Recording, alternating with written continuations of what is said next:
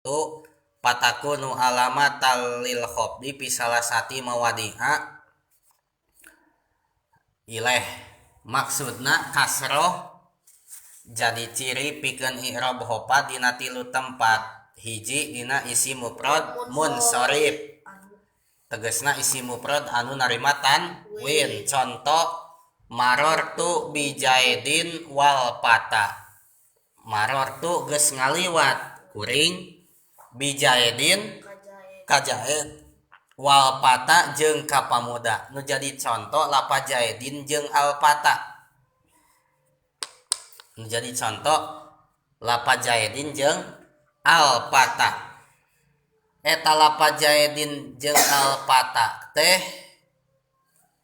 kalebet isi mufrad tuduh kana tunggal hiji. Jaidin jaidna hiji, al pata pamudana hiji. Tuluy ieu lapa jaidin jeung al pata teh munsharif. Naon munsharif teh? Anu narima tanwin. Lapa jaidin bisa narima tanwin bahkan ditanwinannya.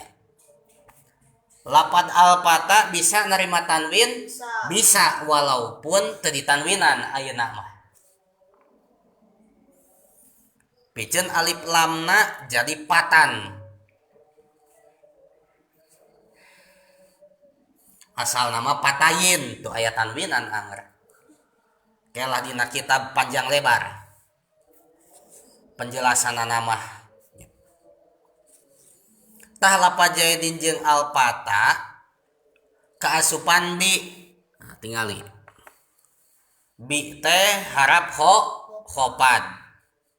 Kulantaran lapa jaidin teh kaasupan bi harap khopat maka jaidin tingkah ciri khopatna ku kasroh din sabab kalimahna isi mufrad munsharif. Terus al-pata maktub diatapkeun ku kana lapad jaidin. Kulantaran maktub alih na lapad jaidin tingkah khopat maka al-pata oge tingkah naon? Ciri khopatna ku kasroh. Ku kasroh muqaddarah. Ku kasroh naon al-pata mah? Ku kasroh muqaddarah, ku kasroh nu dikira-kirakeun. Sabab kalimahna isi mufrad asalna mah wal patayi gitu.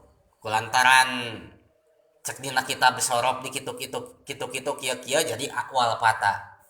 Asalna mah yi aya kasroh aya. Tuluy nu kadua kasroh jadi ciri pikeun i'rab khopat teh dina naon cenah guys? Dina jamak taksir munsharif. Jamak taksir teh jamak teh loba, taksir teh mecahkeun, pecah. Jadi jamak taksir mah loba pecah maksudna tuduh kana loba ngeun pecahan tina isim mufrad.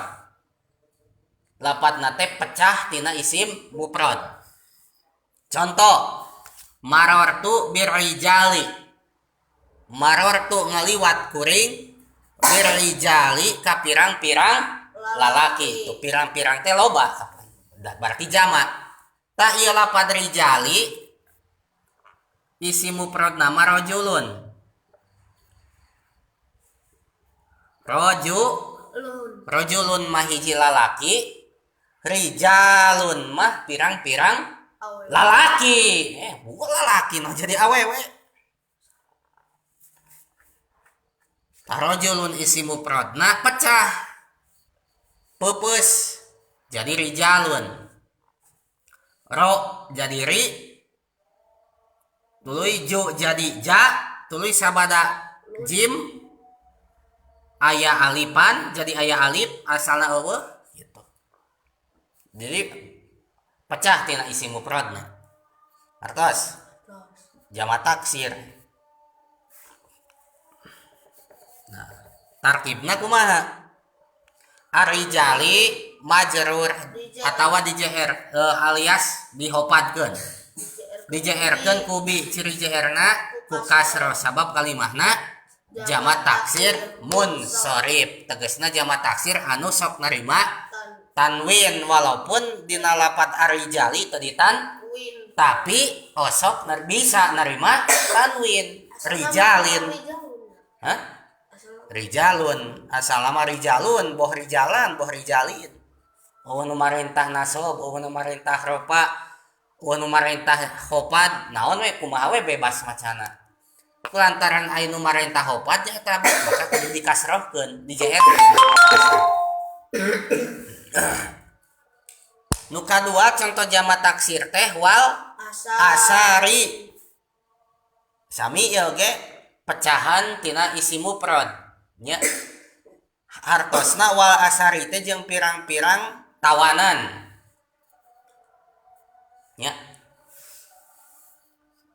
Asari yi asal nama asari yi asal tuluy wal hunudi nu katilu contoh jamak taksir teh wal hunudi asal nama hindun pecah jadi hunudun hartosna pirang-pirang nyi hindun. Ya kabeh asari maktub dihatapkeun ku wau kana lapad arijali kulantaran maktub alehna lapad arijali tingkah hopat maka asari tingkah ciri hopatna ku kasroh muqaddarah sabab kalimahna jamak taksir munsorif. Kasroh muqaddarah teh anu dikira-kirakeun pedah tungtungna eueuh kasrohna nya da jadi alif rengkol entog. Iya wal hunudi wau harap atap al hunudi maktub dihatapkeun ku wau kana lapad al asari kulantaran maktub alehna lapad al asari tingkah jr tingkah hopad maka al hunudi tingkah ciri hopatna ku sabab kalimahna jamak taksir munsorif. Bisa nerima tanwin hunudun hunudan hunudin walaupun di dieu teu ditan winan da aya alif lam. Terakhir ciri naon kasroh teh jadi ciri pikeun i'rab hopad dina jamak muannas salim jamak loba muannas awewe salim anu salamet. Tegasna jamak muannas salim teh tuduh kana loba pikeun awewe. Lapad jamak muannas salim cirina teh tina isi mufradna ditambahan alif jeung ta. Jamak muannas salim teh naon cenah? Tina isi mufrad ditambahan alif jeung contoh marartu bil hindati. Lapad al hindati isi mufradna naon? Al hindu. Ya, al hindu. Tambahan we alif jeung ta. Al hindu mah logatna teh nyi hindun saurang da mufrad ditambahan alif jeung ta mah jadi al hindati pirang-pirang nyi hindun. Marortu ngaliwat kuring bil hindati ka pirang-pirang nyi hindun. Al hindati majrur dijeherkeun ku bi. Ciri jeherna atawa ciri hopadna ku kasroh. Sabab kalimahna jamak muannas salim. Tah kitu. Jadi jamak muannas salim teh tina isi mufrad tinggal tanpa nambahan alif jeung teh ngana isi mufrad ngeun kudu anu tuduh ka awewe.